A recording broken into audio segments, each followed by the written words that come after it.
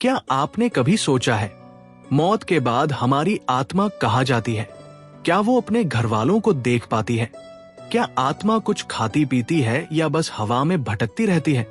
क्या सच में यमदूत हमें लेने आते हैं या कोई और दैवी शक्ति? और सबसे बड़ा सवाल, 13 दिन पूरे होने के बाद आत्मा का असली सफर कहां से शुरू होता है? आज की इस कहानी में हम सुनेंगे एक ऐसी आत्मा की डायरी जिसने अपने मृत्यु के बाद के 13 दिनों को खुद महसूस किया, अपने परिवार को देखा, अदृश्य प्राणियों से मिली और आखिरकार उस दरवाजे तक पहुंची जिसके बाद वापसी का कोई रास्ता नहीं। अगर आप जानना चाहते हैं मृत्यु के बाद आत्मा को कौन लेने आता है, 13वें दिन के बाद उसका असली सफर कहां शुरू होता है और कर्मों का हिसाब कैसे तय करता है उसका अगला जन्म या मोक्ष, तो इस वीडियो को आखिर तक जरूर देखें, क्योंकि जो बातें आप आज सुनेंगे वो आपके मन में छिपे कई सवालों के जवाब दे देंगी। अगर आप आत्मज्ञान में विश्वास रखते हैं तो हमारे आत्मज्ञान YouTube चैनल को लाइक, सब्सक्राइब और कमेंट जरूर करें ताकि ऐसी और अद्भुत कहानियां आप तक पहुंचती रहें। मैं नहीं रहा, कल तक मैं सांस ले रहा था और आज मैं अपने ही शरीर के पास खड़ा हूं। ये अजीब है, डरावना भी और कहीं गहरे में बहुत हल्का सा एहसास। मुझे याद है आखिरी सांस लेते हुए सीने में जैसे एक अदृश्य हाथ ने मेरी आत्मा को खींच लिया। एक पल में सब अंधेरा और फिर हल्की नीली सी रोशनी। मैंने नीचे देखा, मेरा शरीर निश्चल पड़ा है। मेरे घरवाले मुझे घेर कर रो रहे हैं। मैंने मां का कंधा छूने की कोशिश की, लेकिन मेरा हाथ उसके आर पार चला गया। कोई मुझे देख नहीं रहा था, कोई सुन नहीं रहा था। मेरे कानों में सिर्फ उनके रोने की आवाज और मेरे मन में एक सवाल, क्या मैं सचमुच मर चुका हूं? पहले कुछ घंटे मैं बस इधर उधर घूमता रहा। मेरे चारों ओर एक हल्की सी चांदी जैसी डोर जुड़ी थी जो मुझे मेरे शरीर से बांध रही थी। कहते हैं ना, मृत्यु के बाद पहले दिन आत्मा अपने शरीर के पास रहती है, शायद यही वजह थी। मुझे भूख जैसा कुछ नहीं लग रहा था, लेकिन एक अजीब सी प्यास थी। प्यास स्पर्श की, प्यास अपने लोगों के साथ आखिरी बार बैठने की। रात होते होते मैंने पहली बार कुछ अलग देखा। कमरे के कोने में एक छाया सी आकृति खड़ी थी जो मुझे देख रही थी। उसकी आंखें आग जैसी चमक रही थी, पर वो न डराने आई थी न बुलाने, शायद बस ये जताने आई थी कि अब मैं एक अलग दुनिया में हूं। डे 2, रोना और चुप्पी। सुबह जब सूरज निकला मैं भी घर वालों के साथ उठा। हां, अब भी उठने की आदत थी, लेकिन मेरी मौजूदगी का किसी को अंदाजा नहीं था। मां पूजा कर रही थी, लेकिन उसकी आंखों में खालीपन था। मेरे पिता चुप बैठे थे, हाथों में मेरी तस्वीर। मैं पास खड़ा था, पर उनके और मेरे बीच अब एक अदृश्य दीवार थी। मैंने महसूस किया कि मेरे शरीर से निकलने के बाद मैं हवा की तरह हो गया हूं। दीवार, दरवाजा, ताला, कुछ रोक नहीं सकता मुझे, लेकिन मैं चाहकर भी बाहर नहीं जा रहा था। मेरे पैरों के नीचे जमीन का एहसास गायब था, लेकिन दिल में घर छोड़ने का डर था। दोपहर को मैंने देखा कि एक काले कपड़ों वाला आदमी दरवाजे पर खड़ा था। बाकी सबको वो अदृश्य था। वो मुझे देख रहा था और मुस्कुरा रहा था। उसकी आंखों में एक अजीब सी स्थिरता थी। उसने कुछ नहीं कहा, बस हाथ जोड़े और चला गया। मुझे लगा शायद ये कोई सूचक था जो संकेत देने आया था कि मेरा सफर शुरू हो चुका है। डे 3, कर्मों का आईना। आज पहली बार मुझे अपने जीवन की झलकियां दिखी, जैसे कोई अदृश्य स्क्रीन मेरे सामने खुल गई हो और मेरे बचपन से अब तक के सारे पल तेजी से चलने लगे हों। मैंने अपने अच्छे कर्म देखे, किसी अनजान की मदद करना, दोस्तों के साथ हंसना, माता पिता का सहारा बनना। लेकिन मैंने अपने बुरे पल भी देखे, वो झूठ, गुस्सा, किसी को ठेस पहुंचाना। ये देखना आसान नहीं था। हर अच्छे कर्म पर दिल में रोशनी सी भर जाती थी और हर बुरे कर्म पर जैसे कोई बोझ बढ़ जाता था। अब समझ आया क्यों कहते हैं मृत्यु के बाद कर्म ही साथ जाते हैं। कोई पैसा, कोई घर, कोई पहचान, कुछ भी नहीं, बस हमारे कर्म। उस रात मैंने महसूस किया कि मैं हल्का सा ऊपर उठने लगा हूं, जैसे कोई अदृश्य शक्ति मुझे खींच रही हो। लेकिन कुछ मुझे रोक रहा था, शायद परिवार के प्रति मेरा मोह। डे 4, अदृश्य मेहमान। आज का दिन सबसे अलग था। सुबह मैंने देखा कि घर में कुछ और आत्माएं भी आई थी। कुछ शांत थी, कुछ बेचैन और कुछ तो डरावनी भी लग रही थी। उन्होंने मुझसे बातें करने की कोशिश की, लेकिन उनकी आवाज सीधी मेरे मन में गूंज रही थी, बिना होंठ हिलाए। एक बुजुर्ग आत्मा ने कहा, तुम नए हो, ध्यान रखना, मोह में मत फंसना, वरना आगे नहीं बढ़ पाओगे। मैंने उससे पूछा, तुम यहां क्या कर रहे हो? वो बोला, मैं फंसा हुआ हूं, 50 साल से घर छोड़ नहीं पा रहा, सावधान रहो। उसकी बात सुनकर मेरे अंदर डर बैठ गया। क्या मैं भी ऐसे ही फंस जाऊंगा? शायद नहीं, लेकिन आगे का रास्ता मुझे खुद तय करना होगा। रात को वही काले कपड़ों वाला आदमी फिर आया। इस बार उसके साथ 2 और थे, एक के हाथ में दीपक और दूसरे के पास कोई पुरानी किताब। उन्होंने बस इतना कहा, तैयार रहो, 5वें दिन से सफर बदल जाएगा। डे 5, खिंचाव। आज सुबह जैसे ही पहला किरण घर के आंगन में पड़ी, मैंने महसूस किया कि मेरे पैरों के नीचे से जमीन खिंच रही है। ऐसा लग रहा था जैसे कोई अदृश्य धारा मुझे कहीं और ले जाना चाहती है। घरवाले मुझे याद कर रहे थे, तस्वीर के सामने अगरबत्ती जल रही थी, लेकिन मैं पास नहीं रुक पा रहा था। मेरे अंदर से एक हल्की सी रोशनी बाहर निकल रही थी और उस रोशनी को मानो कोई खींच रहा था, ऊपर कहीं दूर। मैंने जाने की कोशिश नहीं की, लेकिन मेरा वजूद जैसे हल्का सा तैर रहा था। मैंने पहली बार अपने शहर को ऊपर से देखा, घर, गली, पेड़ और दूर दूर तक फैला आसमान। मुझे एहसास हुआ, अब मैं धरती के बंधन से थोड़ा थोड़ा मुक्त हो रहा हूं। डे 6, पहली बातचीत। आज वो तीनों फिर आए, काले कपड़ों वाला, दीपक वाला और किताब वाला। लेकिन इस बार वो सीधे मेरे सामने खड़े हुए और बोले, तुम्हें डरने की जरूरत नहीं है, हम तुम्हें रास्ता दिखाने आए हैं। मैंने उनसे पूछा, तुम कौन हो? दीपक वाला मुस्कुराया, हम यमलोक के दूत हैं, लेकिन हम सिर्फ लेने नहीं, समझाने भी आते हैं। उसने दीपक मेरी ओर बढ़ाया, ये तेरी राह को रोशन करेगा जब अंधेरा होगा।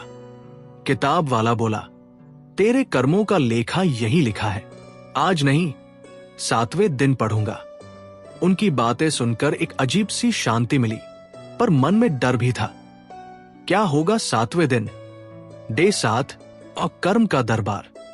आज का दिन जैसे किसी अदालत में पेशी हो। हम एक ऐसी जगह पहुंचे जहां ना धरती थी, ना आसमान, बस अंतहीन प्रकाश। बीच में एक बड़ा सा सिंहासन था और उसके सामने मेरे जीवन की पूरी किताब खुली थी। वो किताब वाला दूत बोला, देख, यही है तेरा जीवन, हर अच्छे बुरे कर्म का हिसाब। पन्ने अपने आप पलटने लगे, बचपन में मदद करने के पल, जवानी के गुस्से वाले लम्हे और बुजुर्गों की दुआएं भी। हर अच्छे कर्म पर किताब से सुनहरी रोशनी निकलती और हर बुरे कर्म पर धुआंसा उठता। मुझे लगा जैसे मैं फिर से वो पल जी रहा हूं, लेकिन इस बार भाग नहीं सकता। हर गलती, हर अच्छाई, सब मेरे सामने। डे 8, दूसरे लोक की दहलीज। आज हमने एक द्वार पार किया। वो द्वार न सोने का था, न पत्थर का, बल्कि शुद्ध ऊर्जा से बना था। द्वार के पार का लोक अलग था, न दिन न रात, बस हल्की सी चांदी जैसी रोशनी हर जगह फैली थी। यहां समय जैसे रुक गया हो। मैंने महसूस किया कि मेरे आसपास सिर्फ आत्माएं हैं, कुछ शांति में ध्यान मग्न, कुछ गहरे सोच में और कुछ किसी अदृश्य इंतजार में। यमदूत बोला, ये मध्य लोक है, यहाँ आत्माएं अपने अगले सफर की प्रतीक्षा करती हैं। डे 9, नई मुलाकातें। आज मैंने पहली बार इस लोक की आत्माओं से बात की। एक आत्मा ने कहा, मैं 15 साल से यहां हूं, अपने पुनर्जन्म का इंतजार कर रही हूं। दूसरी आत्मा बोली, मुझे मोक्ष नहीं मिला क्योंकि मेरे कर्म अधूरे थे। अब अगले जन्म में उन्हें पूरा करना होगा। मैंने सुना, समझा और सोचा, शायद यही सच है कि मौत अंत नहीं, बल्कि अगले अध्याय की तैयारी है। शाम को यमदूत ने कहा, अब आगे का रास्ता आखिरी दिनों का है, तैयार रहो। डे 10, अंतिम कड़ी। आज मैं एक ऐसे स्थान पर पहुंचा जो न पूरी तरह इस लोक में था, न उस लोक में। ये जगह जैसे दो दुनियाओं के बीच की पतली सी रेखा थी। एक तरफ रोशनी का अनंत सागर और दूसरी तरफ गहरी, शांत अंधकार की गुफा। मेरे भीतर भावनाओं का तूफान था, घरवालों की याद, अपने अधूरे सपने और वो पल जब मैंने लोगों को हंसाया, रुलाया और छोड़ा। यमदूत बोला, यही तय होगा कि तेरा मोह तुझे नीचे खींचेगा या तेरा विश्वास तुझे ऊपर ले जाएगा। मैंने दूर देखा, मेरी मां पूजा कर रही थी। पिताजी मेरी तस्वीर पर फूल चढ़ा रहे थे। एक पल को मन हुआ कि भागकर उनके पास चला जाओ, लेकिन एक अदृश्य ताकत ने मेरा कंधा थाम लिया। अगर पीछे मुड़ोगे तो यहां से आगे नहीं बढ़ पाओगे। डे 11, असली परीक्षा। आज मुझे एक विशाल मैदान में लाया गया, जहां चारों ओर अग्नि के स्तंभ जल रहे थे।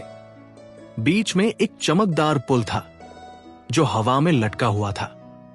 यमदूत ने कहा, यह सत्य पथ है। जो भी आत्मा यहां से गुजरेगी, उसे अपने सबसे बड़े डर का सामना करना होगा। मैंने कदम बढ़ाए और अचानक मेरे चारों ओर अतीत की परछाइयां जीवित हो उठीं। वे लोग जिनसे मैंने अन्याय किया था, वे क्षण जब मैं गलत था। उनकी आंखों में सवाल था, क्यों? मेरे सीने में दर्द हुआ, लेकिन मैंने सिर झुकाकर माफी मांगी। जैसे ही ये शब्द निकले, पुल चमक उठा और मैंने पहला कदम पार कर लिया। समझ आया, असली परीक्षा डर को मिटाना नहीं, बल्कि सच को स्वीकारना है। डे 12, संकेत। आज एक अद्भुत दृश्य देखा। मेरे सामने दो राहें थी। एक तरफ सुनहरी रोशनी का दरवाजा, जहां से एक दिव्य सुगंध आ रही थी। दूसरी तरफ एक नीली, लहराती हुई धारा जो जैसे मुझे वापस धरती की ओर खींच रही थी। एक दिव्य स्वर गूंजा, तेरे कर्मों ने तुझे दोनों का अधिकार दिया है, मोक्ष या पुनर्जन्म। मैंने पूछा, अगर मैं मोक्ष चुनूं तो? स्वर बोला, तू हमेशा के लिए इस चक्र से मुक्त हो जाएगा, लेकिन तेरे अपनों की याद एक परछाई बनकर रहेगी। और अगर पुनर्जन्म चुनूं तो तू फिर लौटेगा, शायद उन्हीं के पास या किसी नए जीवन में, अपने अधूरे कर्म पूरे करने। डे 13, अंतिम निर्णय। आज मेरा आखिरी दिन था। सामने वो तीनों दूत खड़े थे, दीपक वाला, किताब वाला और काले कपड़ों वाला। किताब वाला बोला, तेरे जीवन का हर अध्याय हमने पढ़ लिया है, अब आखिरी पन्ना तेरे हाथ में है। मैंने अपनी आंखें बंद की और मां की मुस्कान, पिताजी की आवाज, अपने दोस्तों की हंसी याद की। मैंने महसूस किया कि मेरा दिल अब भी उनके साथ है। मैंने कदम नीली धारा की ओर बढ़ाए। मैं लौटूंगा, शायद उनके बेटे, दोस्त या भाई बनकर, लेकिन लौटूंगा। दूत मुस्कुराए और अगले ही पल सब अंधेरा। फिर जैसे कोई हल्की सी रोशनी आंखों में पड़ी और मैंने किसी और घर में बच्चे की रोने की आवाज सुनी। वो आत्मा का संदेश, अगर तुम ये सुन रहे हो तो याद रखना, जीवन सिर्फ एक मौका है। जो कहना है कह दो, जो माफ करना है कर दो, जो अच्छा करना है आज ही कर दो, क्योंकि जब आखिरी दिन आएगा तुम्हारे साथ सिर्फ तुम्हारे कर्म होंगे, न दौलत, न नाम, न शोहरत। और हां, मृत्यु अंत नहीं है, यह बस एक नया आरंभ है। डे 14, आगमन। 13वां दिन पूरा होते ही मध्य लोक की हवा बदल गई। जहां अब तक शांति थी, वहां अचानक एक गहरी गूंजती हुई ध्वनि फैल गई, जैसे दूर कहीं कोई विशाल शंख बजा हो। मैंने देखा आकाश में सुनहरी और नीली लहरें एक दूसरे में मिल रही थी। धीरे धीरे उनमें से 3 आकृतियां उभरी। एक के पास कमल जैसा आसन था, दूसरी के हाथ में त्रिशूल और तीसरी की आंखों में गहरी करुणा थी। दीपक वाला यमदूत मेरे पास आया और बोला, अब हमारे काम का अंत हो चुका है। तेरे अगले मार्गदर्शक आ गए हैं, स्वर्गदूत और नरकदूत।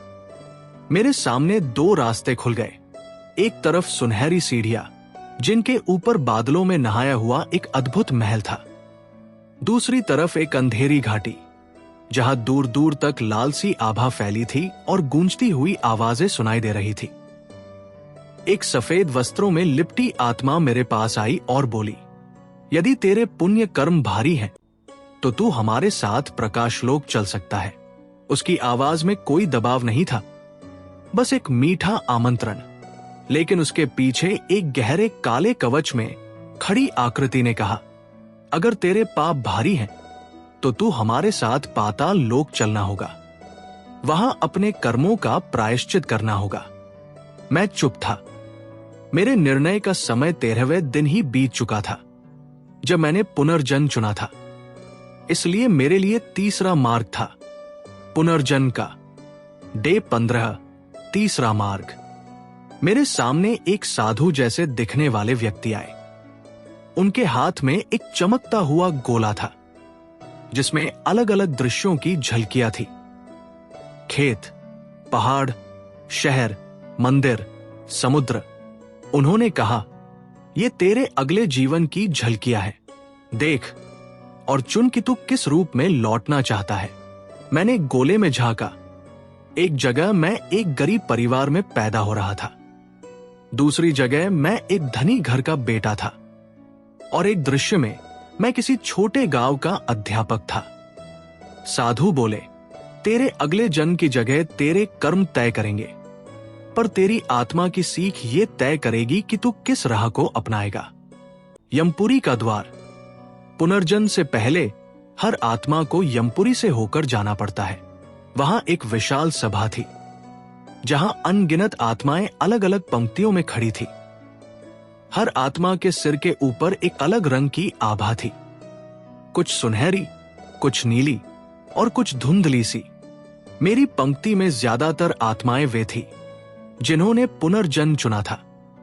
एक एक करके हमें एक गोलाकार मंच पर बुलाया जाता, जहां एक दिव्य लेखा पत्र खोला जाता। मेरे लेखे में लिखा था, पुण्य 63, पाप 37, अधूरे कर्म 5।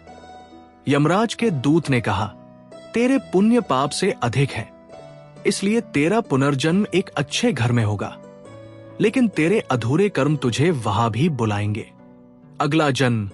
मुझे एक नहर के किनारे ले जाया गया, जहां पानी के भीतर एक तेज रोशनी चमक रही थी। दूत ने कहा, यह तेरे नए जीवन का द्वार है। इसमें प्रवेश करते ही तेरी पुरानी स्मृतियां मिट जाएंगी, लेकिन तेरे कर्म का बीज तेरे साथ जाएगा। मैंने आखिरी बार पीछे मुड़कर देखा। वो लोक, वो दूत, वो आत्माएं, और एक अजीब शांति मेरे भीतर भर गई। फिर मैंने कदम उस रोशनी में रखा, और अगले ही पल मुझे लगा मैं गिर रहा हूं।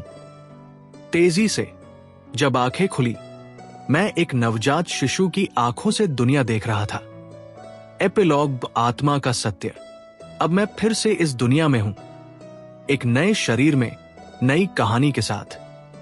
लेकिन कहीं गहरे भीतर एक हल्की सी आवाज अब भी कहती है, जीवन को व्यर्थ मत जाने देना, क्योंकि तेरा समय फिर आएगा और तब तुझे अपना हिसाब देना होगा।